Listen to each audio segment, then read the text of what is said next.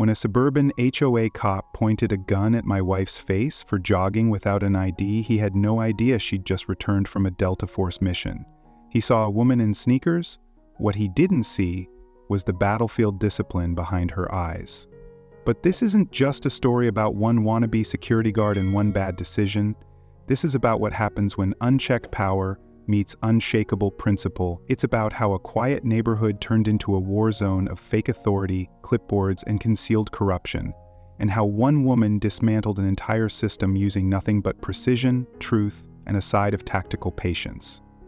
If you've ever been bullied by someone with fake power and a rulebook they don't understand, keep listening, because what starts with a gun ends with a federal investigation and the most unforgettable HOA takedown you've ever heard. Click, clack, boom. That was the sound of a pistol being chambered and raised directly at my wife's face, right there in our front yard. The man holding it wore a tactical vest he'd bought online and a badge printed at Staples. His eyes bulged with performative power, hands trembling like he knew he was 2 seconds from losing control. And all of this because my wife had the audacity to jog past the HOA clubhouse without visible identification. What he didn't know, what would have been poetic to watch him realize, was that the woman he was trying to intimidate had returned from a classified Delta Force operation 48 hours earlier. She hadn't even unpacked her field gear yet, and here he was, pointing a knockoff Glock sideways like a movie extra. I knew she could disarm him with a recycled straw and a shoelace, but instead she gave him a chance to walk away. He didn't take it. You need to understand something. I'm not the soldier. I'm the guy who writes code, optimizes routers, and gets excited about Ethernet cable management. My idea of conflict is a Reddit argument about password entropy. My wife? She went from war zones to watering tomatoes. We moved here because she wanted quiet. A chicken coop maybe, peace. She served her country with distinction, now she wanted to serve calm. We bought a house on a cul-de-sac with words like sanctuary and community focused in the brochure. I wanted fiber internet. She wanted to jog at sunrise without scanning for snipers. That was the trade. She had no idea the real threat would come from a man with cargo shorts and delusions of grandeur. That HOA, the one we thought would protect peace, wasn't run by normal people. It was run by Karen Brewster, clipboard queen, HOA president, self-declared authority on property lines and porch light intensity. And under her command, the HSD, Home Safety Division, a fleet of matte black golf carts with sirens zip-tied to the roofs and garden gnome decals on the sides. Their idea of law enforcement was wearing mirrored sunglasses at night and calling it a patrol. I thought they were just quirky retirees playing cop, but they took themselves seriously. Ticketing people for mismatched lawn furniture, calling meetings about mailbox etiquette, and now pulling weapons on joggers without ID. The guy who pulled the gun called himself Captain Fredrickson. He had a fanny pack labeled Tactical Med Kit and a walkie-talkie clipped upside down. The moment my wife saw the gun, she didn't flinch. She raised her hands slightly, calm like the storm before detonation. The man was shouting about identification and suspicious behavior. My wife asked if he was law enforcement. He puffed up and said, "We're HOA police, higher than city cops here." That's when I saw it, the tiniest smirk tugging at her mouth.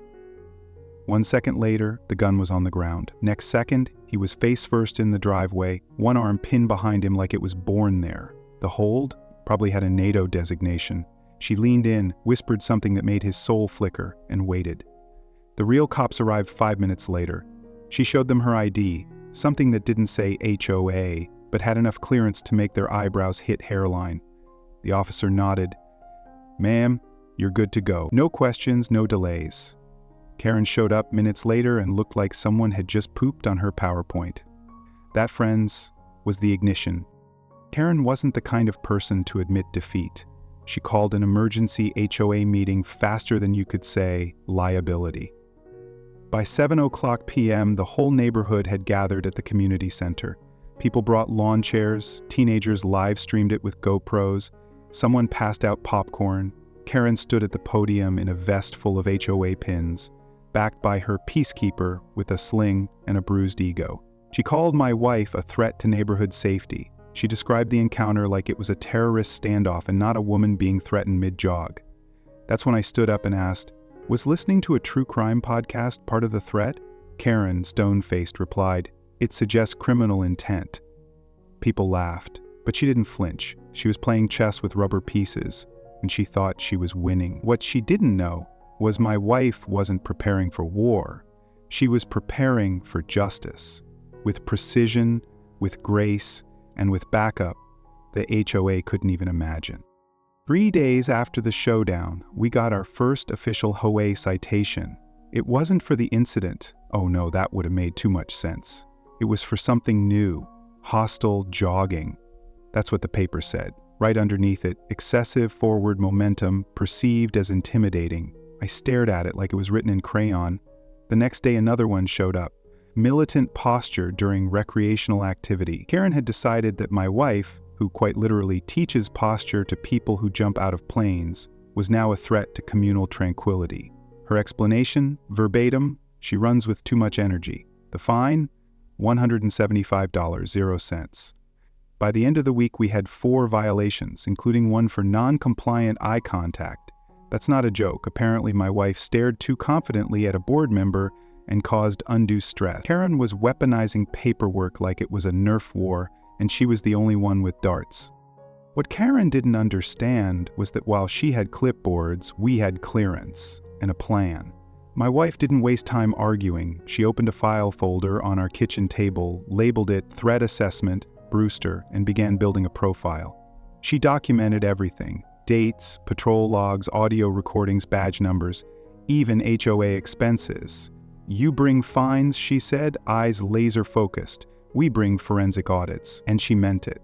She cross-referenced the HOA's spending with city filings, noticed funds being routed through a shell landscaping company with no real equipment, and quietly started talking to a friend in military legal. I watched her work like it was just another mission. No panic, no heat, just cool, collected strategy. She wasn't fighting for vengeance, she was fighting to prove a point, that peace doesn't mean surrender. The next HOA meeting was packed wall to wall. Folding chairs scraped linoleum, someone brought nachos, and 3 teenagers were live streaming it like it was pay-per-view. Karen stood at the front like a general giving a morale briefing, clutching a USB stick like it was a grenade. "I have footage," she declared. "Evidence of aggression." She clicked the remote. The body cam played. There was my wife, calmly jogging. Then, a shout. A gun drawn. A pause. And suddenly, cut. The screen froze just as Karen's captain started falling. "That's the clip," Karen said smug. "Proof of assault." But then my wife raised a single hand from the back. "May I?" she asked. No dramatics, just calm. She plugged in her own drive. The footage rolled, unedited, full audio. My wife asking if he was law enforcement, her tone steady. His voice slurring commands. Then the disarm. Flawless. No harm, no vengeance, just precision. The room watched in silence. A moment later, someone clapped. Then another. Karen's mouth tightened like she'd bitten a lemon. "One woman's assault," my wife said, "is another woman's restraint technique." That was the moment the neighborhood began to shift. People who once waved nervously at Karen now nodded at us with quiet respect. Lawn signs started disappearing overnight. Karen's propaganda posters about neighborhood safety and mandatory compliance. A few neighbors even started jogging in solidarity, their posture suddenly a little straighter. Karen's control was melting faster than a popsicle in a microwave. But like any queen in denial, she doubled down. New HOA policies hit mailboxes. Mandatory ID tags for walking pets, reflective vests for joggers, even authorized greetings only during community hours. My favorite? A clause requiring all residents to wear HOA-issued badges if they plan to use the sidewalk. They turned the cul-de-sac into a checkpoint and expected people to thank them for it. But Karen still didn't get it. She wasn't just dealing with angry homeowners anymore. She was playing Cold War with someone who could outplan a satellite strike. And the best part? She thought she was still winning. She thought fines and bylaws could outmaneuver discipline and intel, but the pieces were already in motion. The audit folder was complete, the neighbors were awake. And Karen hadn't realized it yet, but she'd declared war on a veteran of real ones. My wife wasn't the one jogging anymore. She was advancing, with precision, and the HOA had no idea what was coming next. The paper trail started like most good missions, with a suspicious receipt and an eyebrow raise. My wife was reviewing the HOA's public expense reports when she noticed repeated payments to a landscaping company called Verdant Horizon LLC. The name alone sounded like a failed essential oil startup, but the real kicker was the numbers. $180,000 0 cents over the last 2 years for beautification projects no one had ever seen. According to the invoices, Verdant Horizon had installed fountains, paved walking trails, and maintained no fewer than 6 community gardens. The only visible fountain was a chipped bird bath behind the clubhouse, and the so-called gardens were overgrown patches of mulch and regret. Karen wasn't landscaping the neighborhood, my wife muttered, snapping a photo. She was fertilizing fraud. Each check was signed by Karen herself or one of her officers. The captain, clipboard Carl, showed up on half the approvals. Now, we had motive, method, and money. All we needed was the right agency. So we packaged it up, not in the petty HOA grievance format Karen loved, but with the care of a military briefing. Dates, signatures, video footage, before and after images of non-existent gardens. We even did a side-by-side comparison of the HOA budget and actual maintenance records. My wife called it the precision package. She uploaded it to the right place because of course she knew the right place. And within 48 hours we had confirmation that a federal auditor had opened a case. We weren't just neighbors anymore, we were analysts in khakis. Karen had no clue her petty fiefdom had triggered a formal review, or that one of the auditors used to serve with my wife in the sandbox. Bureaucracy is slow, my wife told me, but when it moves, it's like an avalanche. And Karen? She was still standing at the top of the hill, dancing in her golf cart. It didn't take long for the neighborhood to catch on. Once we quietly circulated the audit summary, clearly written, zero drama, just the facts. People started talking, then posting, then joking. Someone made lawn signs that said, "Smile, Karen is watching," complete with a cartoon of her holding binoculars. Others followed, HOA equals homeowner oppression agency, clipboards down, people up, and make fountains real again. Driveways became miniature protest zones. We weren't angry, we were laughing, and that's what terrified her most. Karen wasn't used to being mocked. She was used to being feared. But satire is the enemy of tyranny, and Karen suddenly found herself surrounded by more punchlines than power. She tried sending new fines, citing unauthorized yard signage, but no one paid them. They just posted the fine next to the sign like a badge of honor. One neighbor even laminated his. And then came the footage. A teenager, same GoPro genius from before, caught Karen in full meltdown mode. The video opened with her barreling down the sidewalk in her golf cart, shouting, "Code red! Code red!" like she was coordinating a missile strike. She skidded to a stop in front of a neighbor's house because they'd planted sunflowers outside of aesthetic compliance. When asked to leave, she began yelling about community standards and enemy infiltration. The footage hit TikTok by nightfall. Within hours, Commander Karen in camo was trending. Parody videos popped up. People reenacted her monologue in bathrobes. One clip used her voiceover footage of hamsters riding in remote control cars. She had gone viral, not as a leader, as a meme.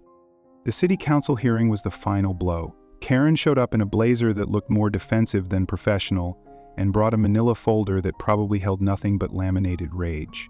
But when my wife stood up to testify, the entire tone shifted.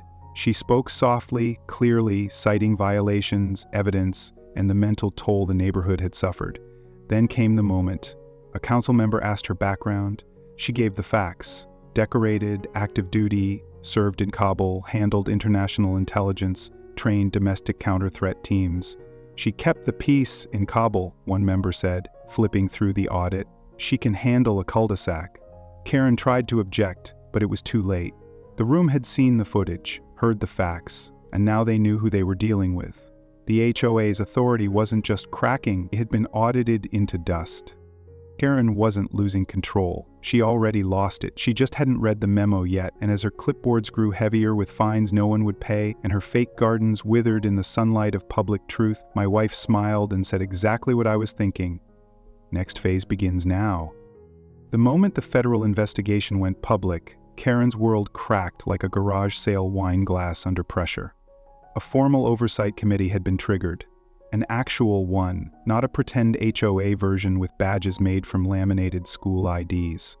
Subpoenas were issued, audits confirmed, and the HOA's bank accounts were frozen faster than a meatloaf in January.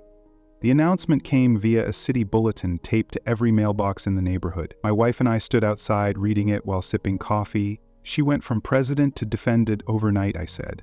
My wife didn't smile, but I could see it in her eyes. Relief, satisfaction, and readiness.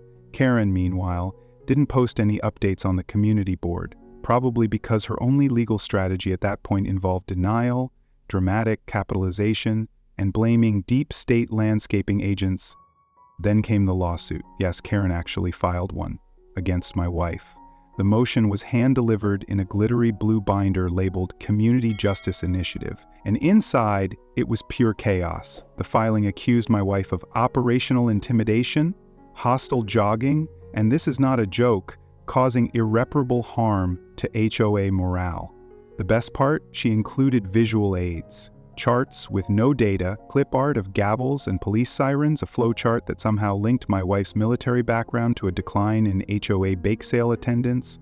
She used clip art in a courtroom, my wife whispered, holding back laughter as she scanned it.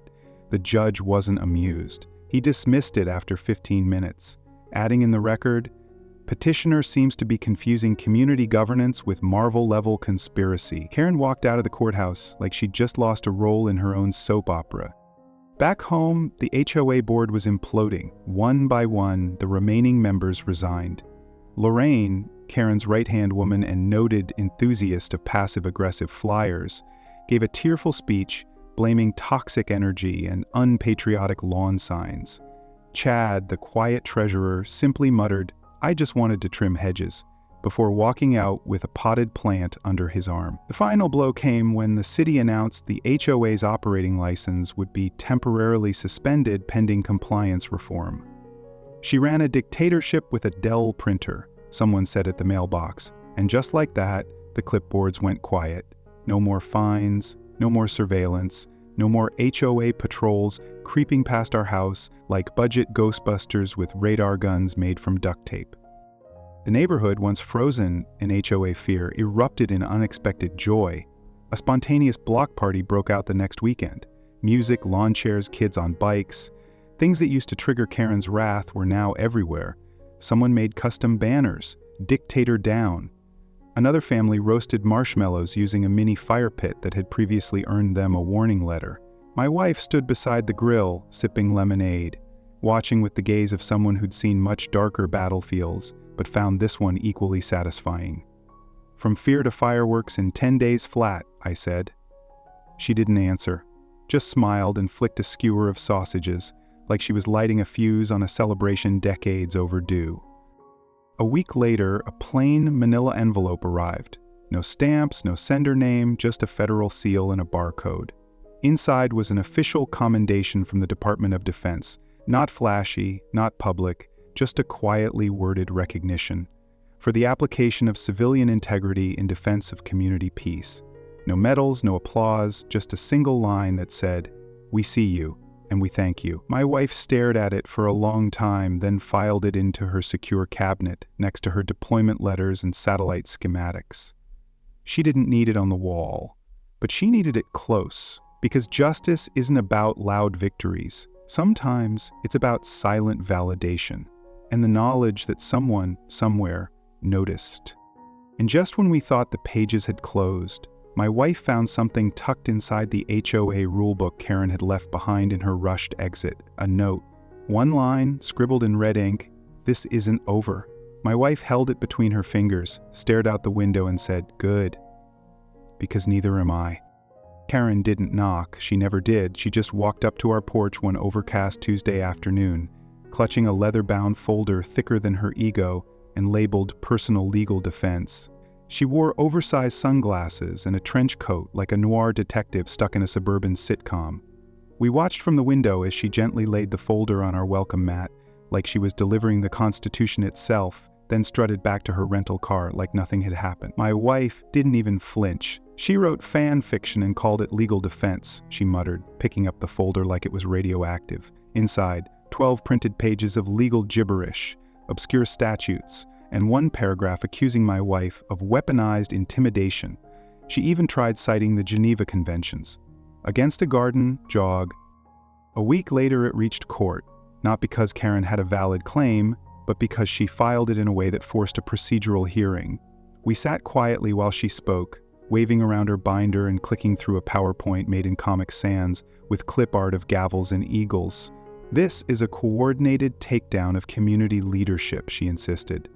"We are being oppressed by military overreach." The judge, retired Navy, as luck would have it, listened for exactly 5 minutes before interrupting.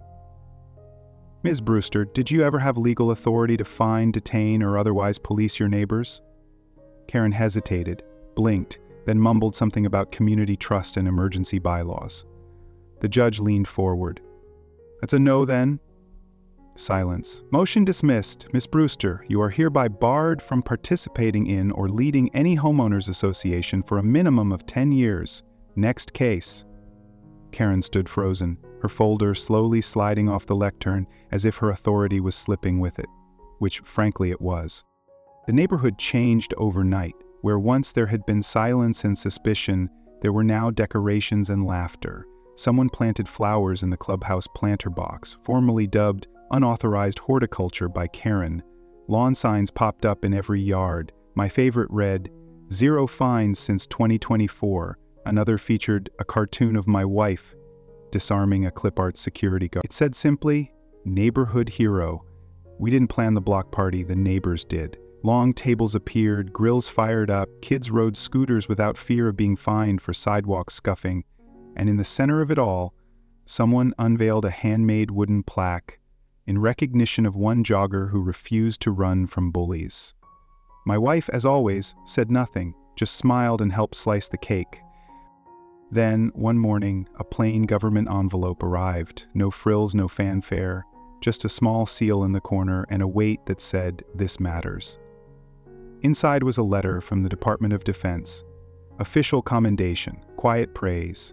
In recognition of your composure, leadership, and defense of civil liberty under non-combatant conditions, you reminded them how rights are defended.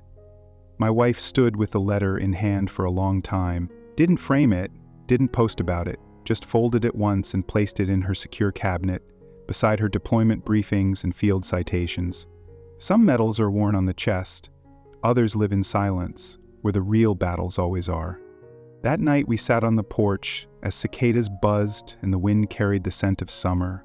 My wife looked out at the street. No more HOA patrols, no more clipboards, just neighbors grilling and kids chasing lightning bugs. "You good?" I asked. She nodded. "Yeah, no more boots on the ground, just roots in the garden. Ha-ha," that's how she said it. A soldier's poetry, not flashy but final. She pulled her boots off, set them by the door, and picked up a watering can. I watched her tend the tomatoes. Peace, at last, didn't come with parades. It came with patience. And then, just as I poured my evening tea, a black SUV pulled into the cul-de-sac. Clean, unmarked. 2 men stepped out, both wearing standard-issue windbreakers and calm, unreadable expressions. My wife watched from the porch, then stood. She didn't say a word, just walked toward the vehicle like she was already briefed. One of the men nodded, handed her a sealed envelope. She opened it, read the contents, and glanced back at me. That flicker returned. Old fire, old instinct. She looked down the quiet suburban street one last time and whispered, "The new mission was about to begin." At sunrise, she didn't look back. She never did. The black SUV rolled away in silence, carrying my wife toward a mission no one in our neighborhood would ever hear about, but one that mattered. I stood on the porch in my hoodie and slippers, holding the mug she always stole from me, the one that read, "World's Okayest Gardener." She left behind her gloves, her tomatoes, and a neighborhood she'd helped free without ever raising her voice. Just like she said, Karen was the warm-up, now came the real work, and just like that, she was gone. Tom took over the HOA 2 weeks later, retired postal worker, wore a bucket hat and Crocs to every meeting. His first official act, he stood at the podium, cleared his throat, and said, "We're simplifying the rules. Number 1, don't be a jerk. Number 2, See Rule 1. Everyone clapped. Someone passed out lemonade, someone else cried a little. The bylaws were stripped down to 2 pages. The fines? Gone. The fake patrols? Disbanded. And the clipboards? Framed in the community center as relics of the time before. There wasn't a single person who missed them, not even the squirrels. We reopened the sauna. The same cedar paneling, the same quiet steam, but this time it was just a room again, not a battlefield. Porch lights stayed on past 9:00 p.m. Kids rode scooters without fear of a noise violation. One night I counted 6 different porch swings in motion at the same time, each one creaking like a slow exhale. Peace doesn't make a sound. It makes space. Space to breathe, to laugh, to forget that you were ever told your roses were 3 inches too high. Peace, it turns out, smells a little like barbecue, fresh-cut grass, and, on occasion, a faint trace of victory-grade skunk repellent. And now it's your turn, listener. Maybe you're not married to a Delta Force legend. Maybe you don't have a fake police squad handing you citations for sidewalk chalk. But maybe you do know what it's like to feel powerless in your own space. Maybe you've been fined for a hummingbird feeder or told your fence was 2 inches too tall. Maybe someone in your neighborhood thinks a clipboard gives them a crown. If that's you, this story was for you. Drop your HOA horror story in the comments. We read every one, and who knows, maybe you'll be the next voice we turn into a saga. Because here's the thing, clipboards don't make kings. Clipboards are plastic and insecure. They creak under pressure and fall apart in storms.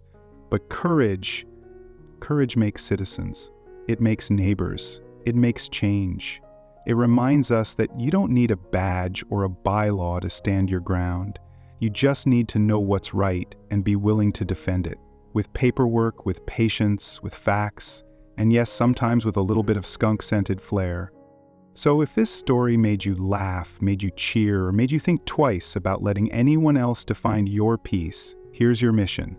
Like this video so others can find it. Comment with your own stories. We're building a whole archive of neighborly justice.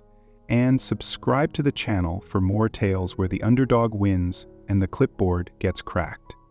This one was for anyone who's ever been fined for a flower pot, for anyone who's ever been told to be quiet when they should have stood tall, for anyone who knows that real heroes don't need uniforms, they just need purpose. Thank you for listening. And if your HOA ever gets ideas, just remember, the next Karen might be one diffuser away from going viral. We'll see you in the next story.